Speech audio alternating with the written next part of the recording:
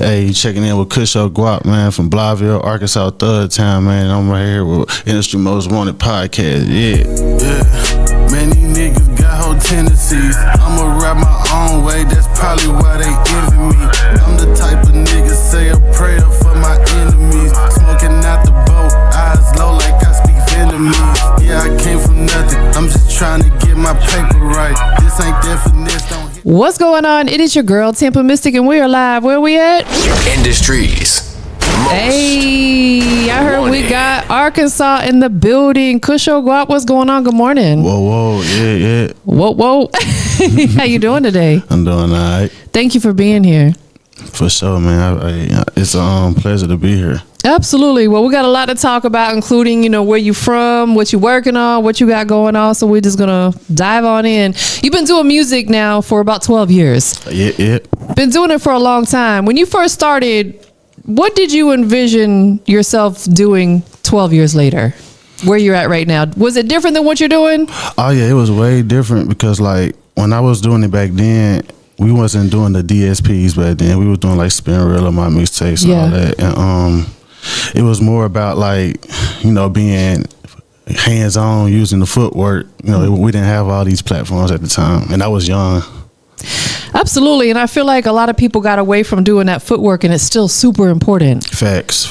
You have to get out there, move around, shaking hands and kissing babies, as they say, meeting people. And Nah, for real. I mean, and a lot of those websites have gone away. Spin Reel is definitely no longer there. DatPiff is gone. Live mixtapes now, they do mixtapes, but they also do distribution for artists and stuff. Okay. Do you miss that era? Yeah, I missed that era, man. It was just like, it was a different variety of music. Everything didn't sound the same. It was just, a pleasure just to be on those platforms at the time. Absolutely. It's funny. Quick story is Industry's Most Wanted started as a mixtape series back in 2012. Okay. And I put out about 35 mixtapes under the brand. But I was already doing radio and podcasting at the time. But back then, podcasting wasn't really a thing. So I was like, let me incorporate the brands together. I didn't really have a name for my radio show per se. So originally it was Industry's Most Wanted Radio. Okay. Then we transitioned into podcast. Now I'm thinking about dropping the podcast and just sticking to Industry's Most Wanted as the brand, if that makes sense. I actually remember working with you. Well, it was like, I think y'all used to do like the battlegrounds back then. Oh yeah, we did the showcases. We did all kinds of stuff. I remember that. I remember seeing you been like a judge or something like that. Yeah, most definitely. I've been out here since 2013, so it's been a hot little minute. That was 2015. Okay, most definitely. So you grew up in, is it Blytheville? Am I saying that right? Blytheville. Blytheville? Okay. Arkansas. And you still represent the city today. Oh yeah, most definitely. So for people who've never been there, what's the real culture and the energy like in your city? Well, the culture is we actually like 45 minutes away from Memphis. Yeah. So like I know when people hear Arkansas, they think that we riding horses and milking cows and nah, ain't nothing that going on in my area. Like we more like Arkansas is actually split up in counties. Like we in Mississippi County. Then you have like Little Rock. They're more like in the central. They're like more like city like. But we got like a lot of small towns in our area, and it's like big on music culture. Everybody just getting some money. A lot of hustling going on, and you just gotta come. You gotta come see it for yourself, for real. Is there a lot of platforms out there, stuff like this, for artists to get involved with, or is that something that people are still working on getting together? That's what we're lacking on, actually. Like, we don't have a lot of big platforms and showcases and things like that to help artists. We actually have to like go hours away, to make moves and things like that. And if you sit there too long, you'll blow your career. Yeah, absolutely. So you're out here in the A right now. What all you been doing since you've been out here in Atlanta? Actually, I just been on a media run. I just dropped Guap Talk 2 on all platforms. So I'm just, running around making my moves. Had a long studio session last night. Got a couple tracks in, so we just working. Okay, dope. Where was your studio session at? Shout out to my boy Sub, bro. He got his own private little studio out there. But, I'm actually just looking for more engineers, producers. Tap in with me. I'm ready. Most definitely. How often are you out here in Atlanta? All the time, man. I'm pulling up every time. If it's about some paper, if it's about networking, anything, I'm pulling up. Okay, most definitely. I had to keep you in the loop. There's an event. It's next week's, so I know that's kind of soon. Yeah. But once a quarter, there's an event that goes on at Soul Asylum Studios, which is only like 8 minutes from here. It's called the Season Shift, and they do like artists can present their music, producers. I'll be there doing interviews. It's a really dope event. It's on Sunday afternoon, so I'll have to keep you in the loop on the next one. Keep me in it. Pull up, skirt. Do you think the industry is overlooking Arkansas talent right now, or do you think artists need to push a little harder to create a sound that cannot be ignored? Well, actually, yeah, it's hard. I mean, it's easy to get lost in Arkansas, like, cause we so like boxed out from everybody else. So it's like, a lot of people have to, go different places to, but I just feel like artists need to work together more, network more, get out there and hit that road, beat that road up, man. It's like, you only gonna get so much in Arkansas, cause where I'm from, the population is like 3,000. Oh, okay. So, 3,000, that ain't... It's small, yeah. So you got to move around. Most definitely. And you had mentioned that you guys are right outside of Memphis. Yep. Do you feel like that being that close to Memphis, it kind of overshadows what you guys got going on? I wouldn't say that, but it's just like, you have to like, a lot of people just don't know how to network. And, actually, Memphis actually helped us a lot because they have a lot of cameramen. There was a lot of closer platforms. We don't have to drive hours away. Right. And our sound is kind of similar to them. And we actually, like, I would say West Memphis and Memphis have had that problem because they, like, West Memphis is Arkansas. Gotcha. And, Memphis is Tennessee. So they mostly had that problem.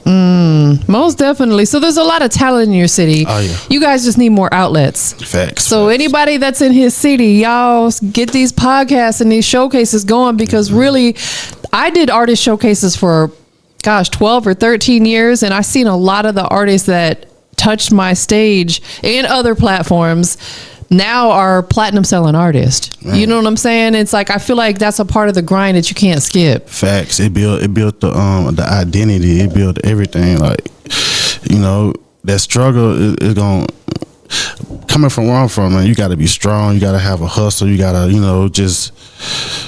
got to be on it, man, for real, because it's easy to get, tricked out your position real quick. That is a fact. What keeps you in it?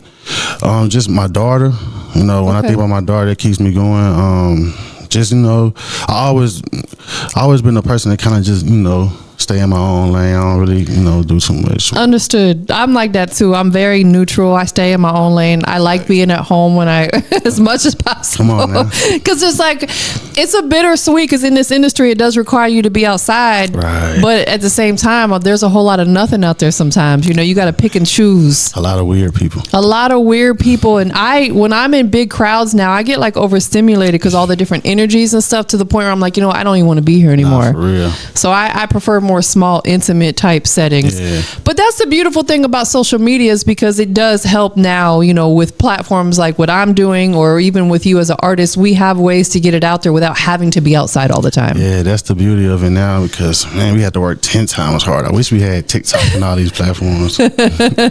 Right. Times have definitely changed. Yeah, because when I first started this, Instagram didn't even exist. And I'm like, thank God it does, because a lot of my business comes from there. All right. So let's talk about this new single titled Whole Tennessees. Whole Tennessees. I mean, people could make their own assumption about it, but what inspired the record for you? Man, just kicking some fly shit, player shit, the sound is basically like, you just gotta listen to the song. When you hear the song and you come through Arkansas, my part of Arkansas, it's just gonna come together, man. Cause like, I ain't really, capping on my music. It's all authentic and just keeping it, keeping it player, keeping it fly. If you get money, if you popping your shit, you're gonna like that song for sure. Got you. Most definitely. What does your creative process look like? Are you writing, punching in, a little bit of both? A little bit of both. You know, if I'm in a studio already, most of the times I already got some stuff rolled, because I'm a producer also. So while I'm making a beat, I'm 9 out of 10, I'm already got some in my head going with it. Yeah, man, that is hard. Have you been producing just as long as you've been an artist, or did that come after? It came after. Like, I was just playing around before, but over time, I was just like, man, I'm tired of paying for beats. I'm tired of going through stuff with producers, reselling beats. Man, I'm finna just try to make my own sound. Absolutely, because I mean, there are some phenomenal producers out there, but it can also it can get very expensive, like you said, paying, especially if you want them exclusives. Facts. I mean, I don't have no problem paying with beats. It's just like, sometimes when you pay for beats, like producers are reselling and you didn't spend all that bread. Yeah. It just be too much going on. But I'm all for it though. But I'd just rather have a genuine producer that's really want to lock in. Do you produce a lot of your own music currently? For sure. I got an EP I'm working on. I ain't got a title for it yet, but I want to executive produce it. I got a lot of songs. I produced all the songs. I'm just getting them mixed and mastered right. That's hard. Are you producing for other artists as well? A lot of underground artists in my city and from surrounding areas and things like that. I don't have a lot of major critics, but I do have like a couple. No, that's good though. Listen, we all have to start somewhere. Facts. We don't, none of us come into this having big accolades. Come on now. And I feel like even after you've been doing this for a long time, we still are on the grind. That grind never stops. Facts. It never stops. Who was one of the first artists to jump on one of your beats? The first artist, Long Live Desto, a lot of cats Desto. She had purchased a beat from me like 2017, something like that, and this was way before she had a name, and we were just vibing on some social media shit, and she put the track out. Then I bullshit you not, a couple years later she took off and she came back, contacted me like, let's turn up again, and probably like a couple months after that she passed away. Man, that's at least you were able to get some work in with her, and you were able to be a part of her journey. And actually I got a record with Don Tripp, but he was like a feature artist on the song. Okay. But no, that's still a credit for you though. Facts. That's still slick a credit for you. And Don Tripp, I feel like, is one of the dopest artists that, and I don't want to say he doesn't get his just due, but I feel like, most definitely relate. Yeah, you get what I'm saying? Like, I feel like he's so much bigger than what some people give him credit for. Yeah, no gimmicks. Yeah, exactly. And that's what I think is what holds some people back. Sadly, it shouldn't be that way. When they out here doing this gimmicky stuff, and it's like, let's talk about it. Like, you gotta stoop down to a certain level, just be yourself. Like, I feel like being yourself will get you longer, and trying to do something that someone else is doing, and it's only gonna work for so long because that ain't you. Absolutely. And oftentimes that gimmicky stuff, it flops, because I've seen artists, they'll come into this not doing music. They'll be like doing skits and stuff, and they build up a following, and then now that I got this big following, I'm going to show them an artist, and it flops for them. That's the big problem, like, from where I'm from. Like, everybody want to be the rapper. The DJ once wanted to be a rapper. The producer wanted to be a rapper. The videographer wanted to be a rapper. Everybody wanted to be a rapper, so it's kind of hold like a biased energy towards you. Like, so they're not gonna give you all the energy they would as someone who's just focused on that. And this is what I want to be great at. No, I agree with that. Absolutely. Because I even see, it's not to throw shade, but I see people who started out doing this and now they're doing this, and then they're trying to do this, and they're trying to get on board with whatever's hot in the moment. And clowned it probably before that. And the thing is, it's like, that's not what's going to take you up and through the, like you said, be true to yourself. Real talk. I'm not saying you can't venture out and do other stuff, because it may work for you, but if you see it's not working out, maybe stick to what's working for you. You're going to be all kinds of disappointed. So Guap Talk 2, it continues the series from your earlier work. What growth or mindset do fans hear compared to the first one that came out? The caterings, the production, the quality. It's better. I really be having my do's and don'ts on certain takes. Like, I try not to go too much out my sound, because we don't have a sound where we from, but we building the sound. I feel like the sound would be like on some more like soul, because that's our culture, like soul, blues, all that type of stuff. So I try to stick to that sound. That's that feel good sound though. For sure, slick. For sure. And then Southern soul is really, really, really hot right now. Yes, sir. Yes, ma'am. People are loving it. I'm loving it. You know what I'm saying? So I feel like it's okay to, if you do want to step outside the box a little bit, because that's what's going to separate you from other artists coming out of your area. For sure. Most definitely. Do you feel like that a lot of artists in your area, and again, it's not to throw shade, I'm not coming for y'all, I like to educate. Nah. That's the difference. A lot of people get online and they bash artists. Well, I'm like, rather than bashing them, why don't you educate them? Come on now. And that's what I typically do, is I like to drop gems and jewels and stuff like that. Do you feel like it's just a lack of knowledge for a lot of artists in your city? They just don't understand or know the business is why it's holding them back? Yes, that's another big problem. Like learning the business. Like a lot of people, they cool with going viral on probably Facebook and things like that. But you know, and then what? Right, it's a lot. It's a lot you got to do before you even put a song out. You know, handling your publishing, your songwriting, just a lot of registrations you got to do. And you can put a song out and you can be missing on all type of money. You can sign yourself in a situation that you regret, you know, getting into.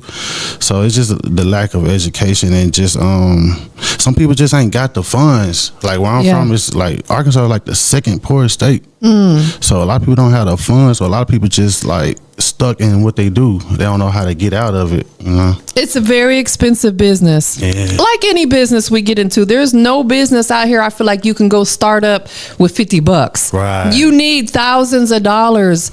I've invested literally thousands of dollars into this. You know what I'm saying? Okay. And I'm sure you have over the years in your music career as well. And speaking on the viral, be careful what you go viral for.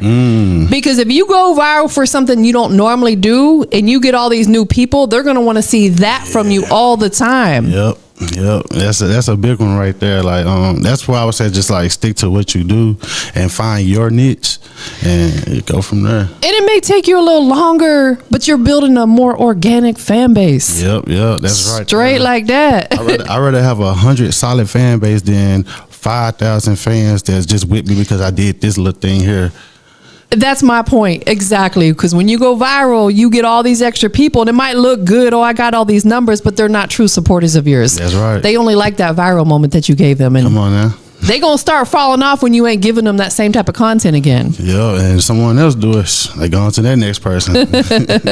So kind of going back to, you know, you did the collaborations and production for artists like you said, Don Tripp, Desto. How did those situations come about? You know, you talked about the Desto situation, but like Don Tripp, he was a feature on a song you produced? Yeah, Don Tripp, it was, it's actually one of my partners with my cousin, Big Bub. He got a track with him, and we actually ran into Don Tripp a few times before that. Like at Memphis, we went to like Pure Passion. We seen him in there. He passing out we was passing out CDs, doing a lot of promo, and he was at I think Bigger Rankin was there also, if I'm not mistaken. Okay. And, yeah, Bigger and Don Tripp are real cool. Yeah, so we was just like on some campaign and shit. And after that, I think probably like a year after that, a year or so, Cuz just tapped in with him for a feature.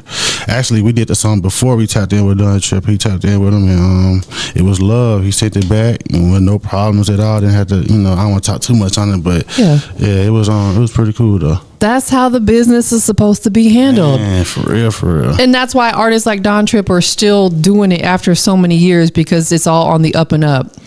You also started your own label. Oh yeah, Loyal La Familia, man. Let's talk about it. What made you decide to build your own platform instead of like, you know, chasing a major label situation? Well, just like, you know, shout out to Dolph, man. He kind of motivated a lot of us from our area, like just that region, just to be independent and you know, learn the business for him, and just not chasing after, you know, whatever that's popping at the moment, and just creating your own brand. And Loyal La Familia, just loyalty makes you family, so it's just really a family before anything. Man, that is a fact. Absolutely, because loyalty is something you can't buy. You can't buy it at all, man. It don't always have to be blood. 100%. Yeah. I agree. Bigger's my best friend and my business partner. We ain't blood related, but you couldn't tell us that. Right. You know what I'm saying? And I'm sure you got people. So are there other artists that are currently signed to your label, or is that something you're working on? No artists right now. Just like a lot of people that support me and just behind the scenes or whatever like that. I got a partner. He's doing production and he's working on his, you know, but he just really just building himself up. But right now it's just me. Yes, most definitely. So you've mentioned that you haven't quite had your golden moment yet. Not yet. What would that moment look like for you? Is it platinum records, tours, or something entirely different? I honestly can't call it. I just, I just got to get in motion more, stay in motion, stay within what's going on right now, and hopefully it can be a placement, a beat placement. It can be a nice paid show. It can be a nice feature, something that can take me to the next level and just shed a little light on me. Absolutely, and it will happen for you. Thank you. I listen. We're gonna manifest it. We've thrown it out to the universe right now. That will happen because you have good energy. Okay, thank you. You're very welcome, and thank you for having good energy. Because I'll tell you, like we talked about it a minute ago.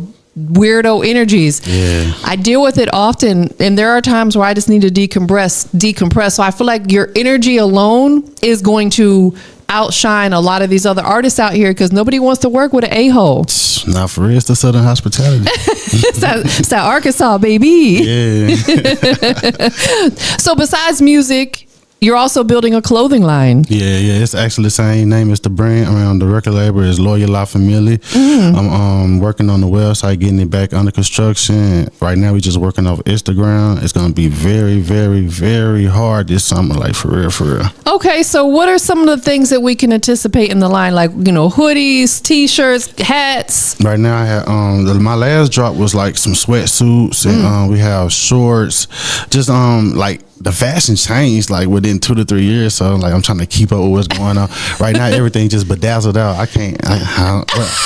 Like it's just bedazzled out right now. Yeah, you're right, and it's funny because I talk about that often because I love the blingy, the shiny, the glitter. But I understand that's for y'all to love. The women love it, yeah, and I understand men are like it's cool, but yeah, I get it. No, I get it because I be seeing some men and they're from head to toe bedazzled out. I'm like, okay, now you're a little overdoing it. Maybe a little bit on your shirt or maybe some on your jeans, but from head to toe, I'm not here for that. We ain't doing that. So you said this summer you're going to be coming out with like a new line per se. So is it every season that you're changing it? Yeah, this time I'm trying to be more consistent and just drop every season, and it might not be as many as far as the quantity, but I'm trying to make sure the quality there. That's the big thing right there, because you don't want no t-shirt that feel like you bought it at the corner store. Right. Feel like cardboard and sandpaper. Right. It's a difference between merch and actually trying to start a clothing line. Yes. Your clothes can look like merch, like you promoting, an album or whatever, but your clothing line is something that I might can wear my hoodie with another clothing line on bottom or whatever. Yeah. That's when No, absolutely. And again, we all have to start somewhere, but it's like, at some point you got to level it up, because like I'll get people who will give me t-shirts with their logo on it, but it says Hanes in the so they bought the shirt from Walmart and just slapped their logo on it. Which again, I'm not throwing shade, because I feel like at some point in time we've all had a t-shirt made that we bought from the store. But if you want people to really take you seriously, it's got to have your branding all the way up and through there. That's right. Everything I'm doing right now is coming from Pakistan. I'm getting it made from scratch. They sending me, they cutting the threads, all of that. That's hard. Yeah. That is dope, man. So at this point right now, because you do so many different things, without boxing yourself in, would you say that you're more of a businessman versus saying, oh, I'm an artist? Because you do more than just artist. Or I'm a producer. You do more. Businessman, is that a good title for you to wear? You hit it right on the note. Like my first tape was called Businessman. Okay, it's like I spoke it in, that's hard. I was actually like 15, 16 years old. And I dropped it on Spinrilla and things like that. It's like I manifested it. All my partners tell me like, man, you the businessman. Like everybody come to me that don't know the business or things like that, just need answers around my way. They come to me and ask me. Let's talk about it. So yeah, looking back, you did drop your first mixtape, Businessman, at just 15. Yeah, it was crazy. I was just rapping just to have fun with it. I wasn't really, trying to make no money out of it really. And that was like my starting point where people were actually like, hey, you got it, man, keep going. So I think on Businessman 2, that's when I started networking down here with guys like Pretty Boy Tank, DJ Pretty Boy Tank, Gambino. Those are all the homies. Yeah, I was linking up with them a lot, doing like a lot of their showcases, getting on their tapes and things like that. And then like 2017 is like everything changed to DSP. So yes. How do you feel about that? How do you feel? Because I feel like it's almost a slap in the face of what they pay an artist for thousands of streams. But it was a time we was putting out music for free. So it's like, it actually, see, I don't know how back then when they was getting the albums off the shelves and things like that. So I wouldn't know before that your feeling. time. Yeah, way before my time. So it just actually helped generate money on your own without having to go through nobody. We still have to go through these middleman distributors and things like that, but at least you can see that you know. If someone made like $100, they'll make them keep going. No, absolutely, 100%. Who do you use for your distribution? I was with TuneCore, but they got some situations going on, so I just switched over to DistroKid. DistroKid, yeah. I mean, honestly, I've had artists that switched because they thought the grass was greener, but they end up back at DistroKid. I used to be a TuneCore head, like own it. But it was just like I don't want to speak on that. But Nah, I get it. No, most that you have to find what works for you. That's right. Everybody's journey is different. Man, that's a big one. Everybody's journey is different. And speaking of your journey, if you could go back and talk to your 15-year-old self when you put out Businessman, the mixtape, what would you say to him? I would say keep going. Don't let real life things distract you. Stay consistent. When things get slow, that don't mean it's over. Just keep going, man. Like you never know what's in that next door you're gonna open. Every door not a good, but just keep going. Okay. So speaking on, like you said, not every door is a good door, because you're right. There's a lot of fugazi. There's a lot of scammers out here. A lot of this. How do you keep your head on a swivel without getting discouraged on like who you're going to do business with? I mean, you can tell when someone genuinely doing good business. I do my research. Yeah. And just don't be so quick to give your money away. Don't be what they call it, liquid hands. But just you gotta be able to like tell when someone legit. And most of the time when I'm doing business with someone, it's someone I've been wanting to do business with for years. Yeah. Like that. Yeah. Absolutely. That's a great piece of advice. Any artists out there, do your homework. Because if this person has really been working and grinding, it's as easy as typing their name into Google or now even Instagram. You can type someone's name in Instagram and it gives them a little synopsis about the person. And you're going to be able to see if people have been talking crap about that person. Because trust, they're going to run and tell that. That's right. So yeah, do your homework. And it's funny because I run ads like on my radio station a lot. And sometimes, not often, but every now and again, someone will jump in my DM and the first thing they say is, "This a scam?" Oh, no. And I'm like, I don't even want to work with someone like that. If that's how you approach me out the gate, like as if I'm going to say, yeah, I'm a scammer. You know what I'm saying? Like, don't be dumb. Like they know better, man. I've been seeing you putting in work for a long time. Yeah. And it's crazy to me. But I'm like, that's not how you approach somebody in business. Not for real. What do you think that this music industry has taught you that real life could not? That's a good question. It taught me to, man, that's a good question. You got me right there. Because I say it taught me to have a business mind and just patience too, probably. Have patience right there, because like real life, you just going with the flow. But like once you get into something you love, and any little slip up can mess up what you got going. You just want to take your time, be patient, don't jump into anything like that. Man, because that's probably the biggest thing it's taught me. Facts.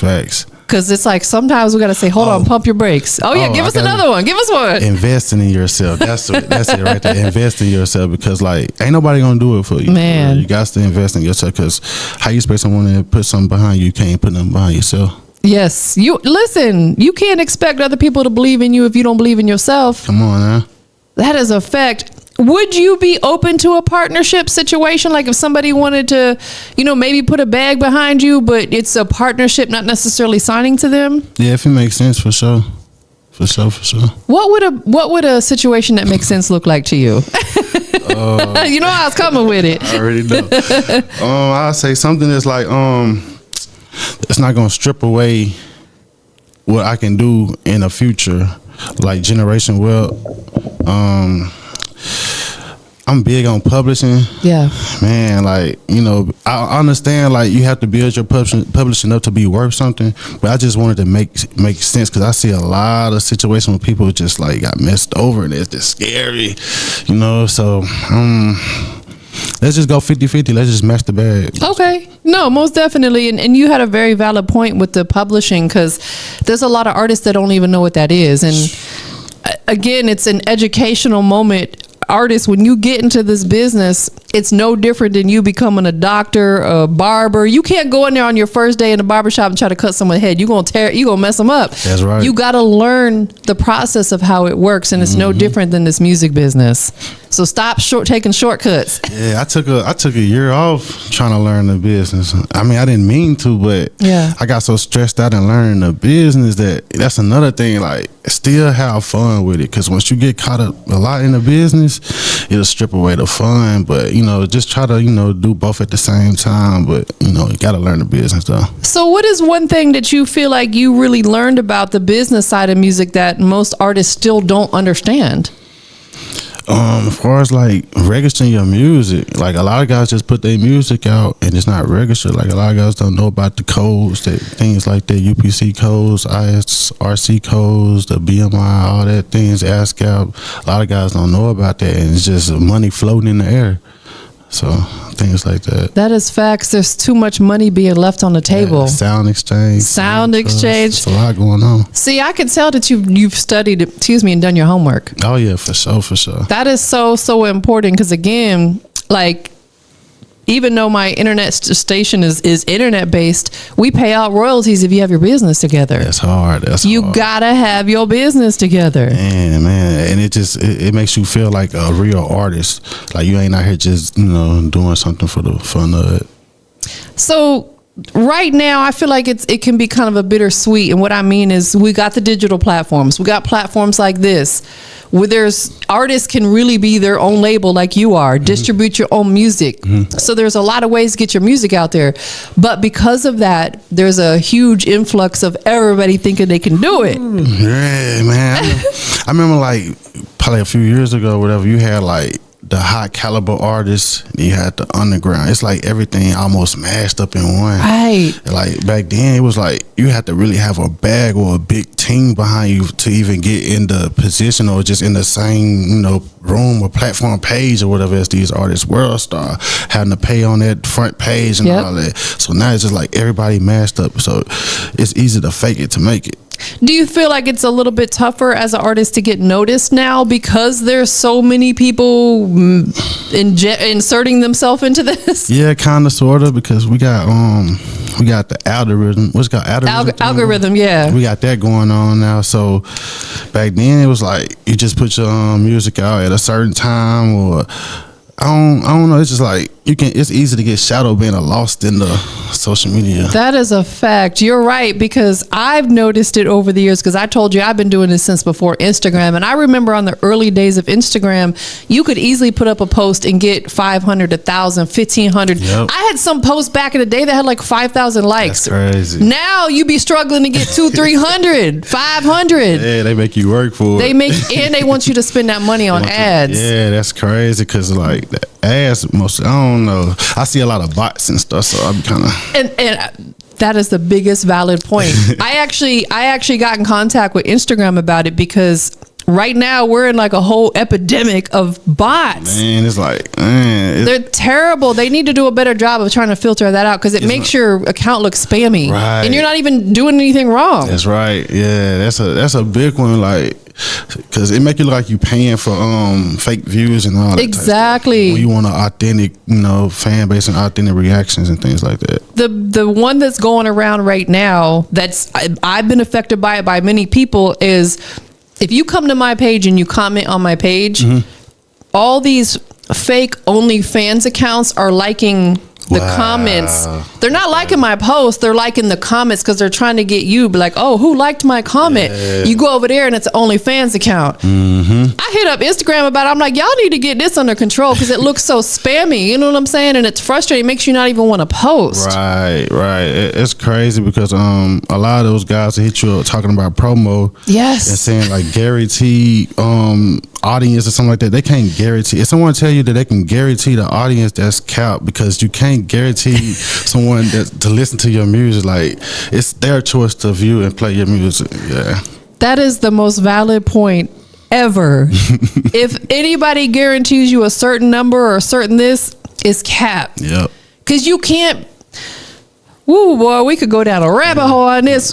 What I've seen it happen. You cannot buy a true legitimate audience. That's right. Either they're gonna love it or they're not. And that's what got the game in the hole right now. Like a lot of that going on, and people feeling like they're up there because they didn't probably got 10K of bots, and it don't work like that. Instagram needs to come in and do a sweep. They did it years back. I remember that.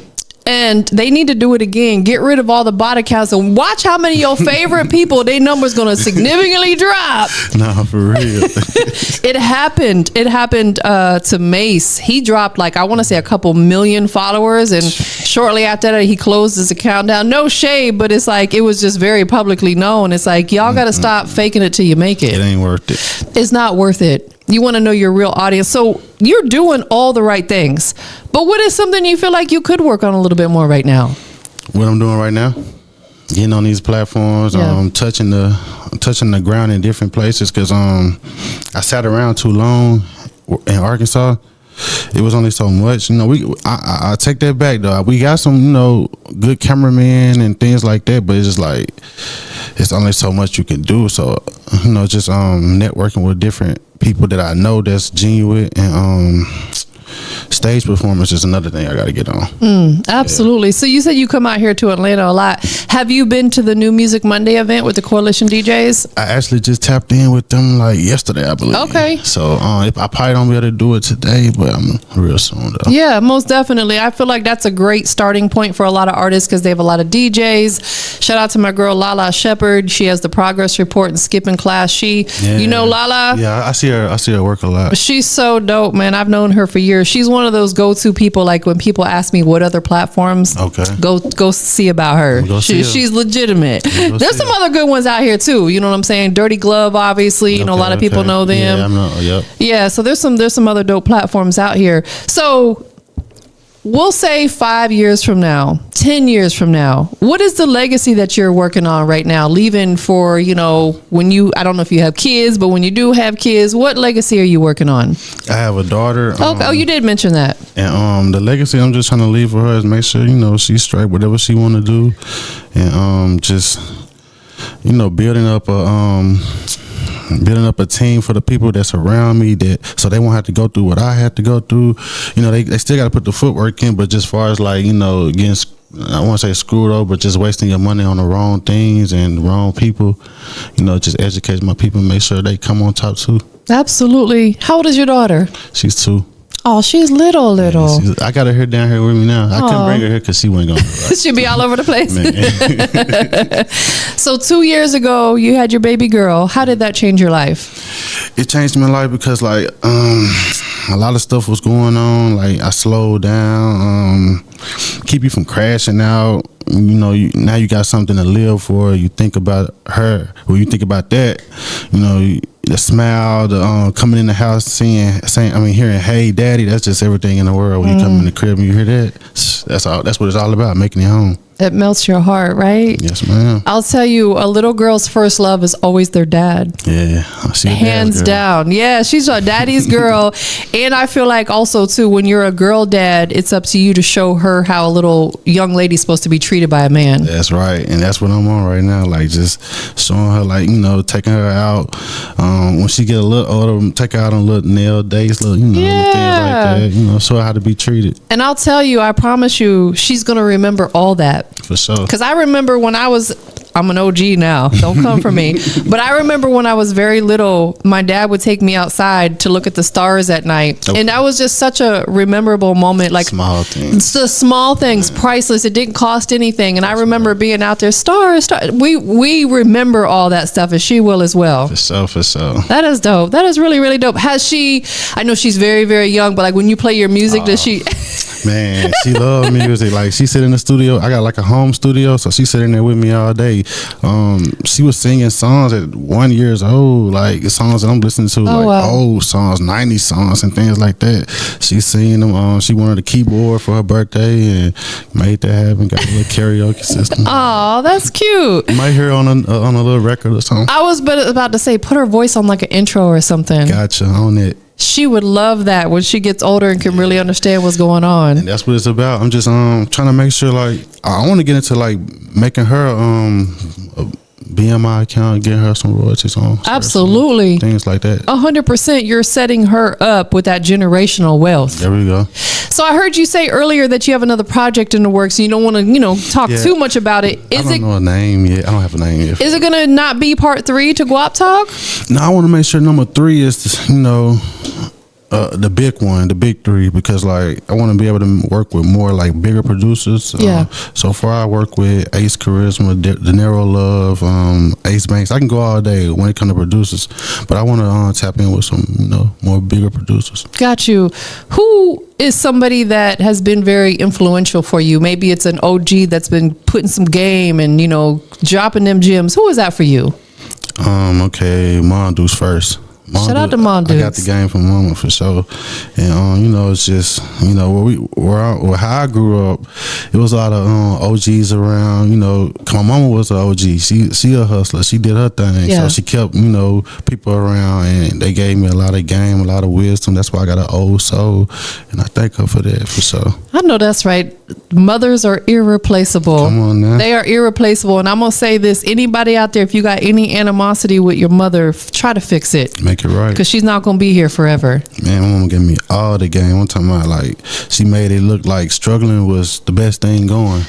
Like, you wouldn't know you're struggling. Exactly. Moms have a way of doing that. Man, that's that what's that nurture? That nurturing. We as women are very nurturing. We tend to take care of other people before we take care of ourselves. That's right. What is something that your mom told you, taught you, showed you at a young age that you still carry with you today? I would say, like, she used to always tell me, boy, them ain't your friends. I used to be like, what? Let people miss you. Don't always come around. Let people miss you sometimes. And she said that, bullshit you not. Like, she was telling the truth. Like, a lot of fake friends. I don't really got a lot of, friends like that for real. Me either. My circle is so little. Yeah. Because she was absolutely right. A lot of them people, they're just there for a season. That's right. They ain't your friends. That's why they say lonely at the top. Especially if they doing the same thing from 10 years ago and ain't trying to grow. Man, come on now. Unapologetically, you have to leave some people right where they are. Yep. It's no hard feelings. You just can't come on this journey. All right. What Nipsey said, everybody can't go. Everybody can't go. I keep him close by too. You know what I'm saying? Most definitely. So what is the very next move from you that we can anticipate? What do we need to be on the lookout for? Well, we need to. Y'all need to be on the lookout for more music, more videos. You're gonna see my face and my name a lot more. Like I'm finna start coming out, popping up a little bit more, pop my shit. You know what I'm saying? Yeah. I look forward to that. Most definitely. Like I said, I'm gonna keep you in the loop of because I only get involved with events that really make sense. Okay. So I would never invite you to come out to some weirdo stuff. Yeah. So I'm gonna make sure I keep you in the loop with stuff. Please like I said, the season shift, that'll once a quarter they do that. So that would be a great event for you to attend because there's going to be a lot of producers there and they have models that come out.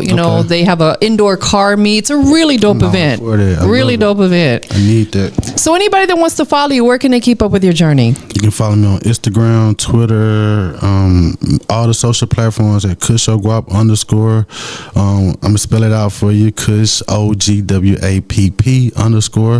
and you can find me on YouTube at KushOGwapp, TikTok KushOGwapp.